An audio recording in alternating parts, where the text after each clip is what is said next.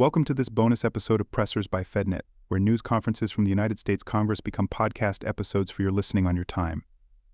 Incoming Senate Majority Leader John Thune of South Dakota led this November 13th news conference outside the chamber following leadership elections.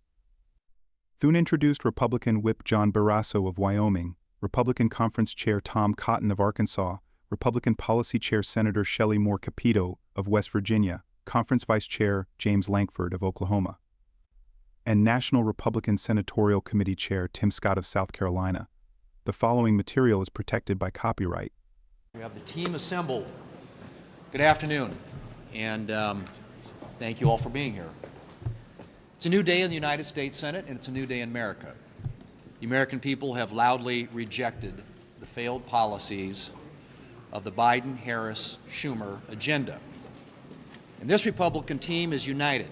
We are on one team. We are excited to reclaim the majority and to get to work with our colleagues in the House to enact President Trump's agenda.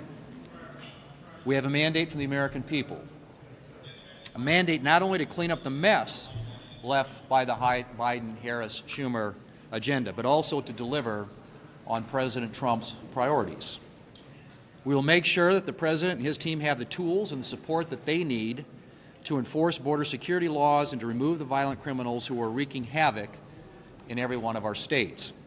We will work to make America prosperous again by streamlining the bureaucratic machine and overturning costly Biden-Harris regulations. And we will work to restore American energy dominance. Not just our energy security, but energy dominance, which will lower costs and bolster our national security. I'm excited to get to work with this team right away. And I want to thank my colleagues who placed their faith in me to serve as leader, and to those who were supporting another candidate. I promise to be a leader who serves the entire Republican conference. We will have an ambitious agenda, and we'll take each and every Republican working together to be successful. With that, I want to turn things over to Senator John Barrasso, the newly elected Republican whip. Thank you. On election night, America saw the remaking of the Republican Party for the better.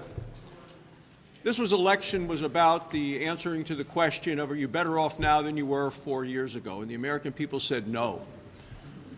Only 1 in 4 Americans thought that the country was heading in the right direction. And you've seen the Republican Party grow in terms of hardworking middle-class families, in terms of minorities, in terms of young people, in terms of families struggling to get by. In the last 3 weeks before the election, I was all over the country with President Trump, with J.D. Vance, as well as a number of our Senate candidates.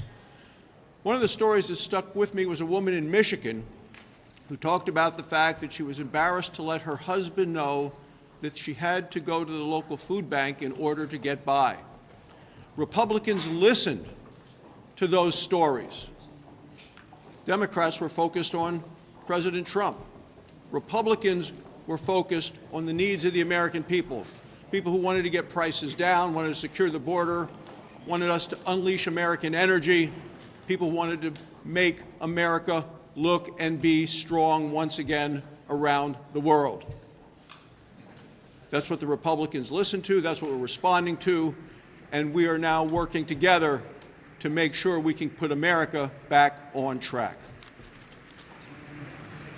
The newly elected Republican Conference Chair is the Senator from Arkansas, Senator Tom Cotton. Thank you, Senator Thune. I'm looking forward to working with Senator Thune and the rest of this leadership team. I'm very grateful for the confidence that my peers placed in me. We all remember what it was like when President Trump was in office and we had Republicans in charge of the Senate. We had low prices, we had high wages, we had a secure border, we had a strong military, we had a peaceful, stable world. Starting on January 3rd, that's what we'll all be working to build again with President Trump, with Mike Johnson, and the rest of the House Republicans on behalf of the American people. Thank you all. Thanks, Tom. The newly elected Republican Policy Chair is the Senator from West Virginia, Senator Shelley Moore Capito. Thank you, and congratulations to our new leader, John Thune. He will be a strong voice, as he has been in the past, as the whip, and I look forward to serving with him and with all all of our leadership team. I want to thank the others that ran. We had a really strong, healthy discussion, and we've all come out united and friends. And one of the people that was in our discussion is one of the people that is going to, although he didn't say anything, his presence was very much felt, and that is the Vice President-elect, J.D. Vance. I think the fact that he not only was a voting member of our conference, but also in there with us every step of the way to make sure that the direction that we're going to go as a united conference, and with me leading the policy issues and all of us working together, that we're going to have a united voice. And I'll say one thing about the election. I've said this on all my local stations. What I think the biggest issue was, and there are big ones, border and national security and others, it is literally the American family, the mom and the dad, the grandmother, whoever it is, going to the grocery store. We do it all the time, every week, and we could see, all of us could see, the escalating costs of something so very basic to us, just the cost of food, and hearing from the Vice President in her campaign, the economy's doing great, don't worry. And so we hear those voices, we hear them loud and clear, and those are the voices that we're going to respond to, along with President Trump, through the next several years. Thanks, Shelley.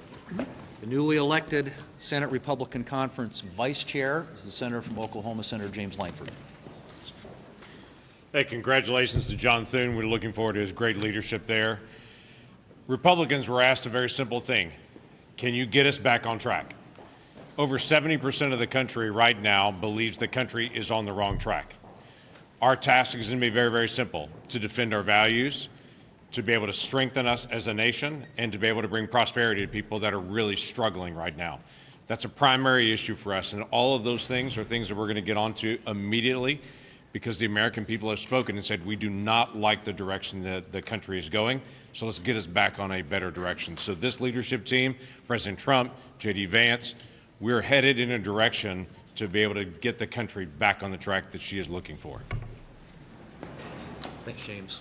And the newly elected chairman of the Senate National Republican Senatorial Committee chair is the senator from South Carolina, and he is already planning on expanding our majority in 2026. So, Senator Tim Scott. Without any question, President Trump set out to make sure that Americans felt like this country and the American dream was alive and well and there for them. From the border to fixing the economy, to solving the issue of crime and restoring confidence on the global stage, President Trump has been very clear on his agenda. Our goal with our leader, John Thune, is to make sure that we achieve those objectives.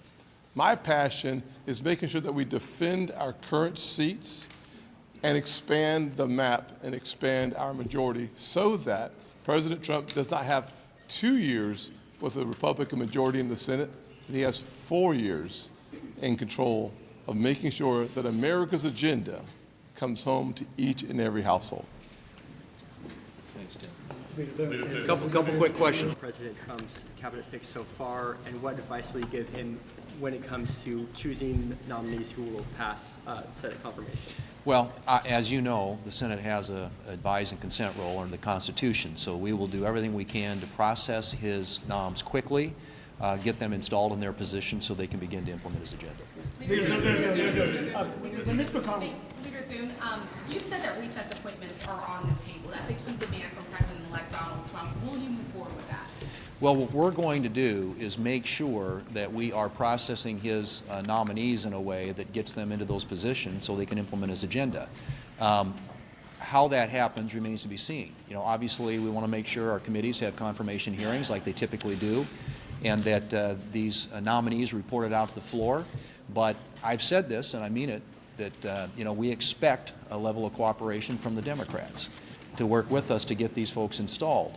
And obviously, we're going to look at explore all options to make sure that they get moved and that they get moved quickly. Will the legislative filibuster remain unchanged under your tenure? Yes. How do you intend to balance maintaining the independence of the Senate with passing the president-elect's agenda? Well, I mean, the Senate, as you know, is by the founders' design, a place where the minority has a voice in our process. And we will do the job that the founders intended us to do in the United States Senate and that the American people intend us to do.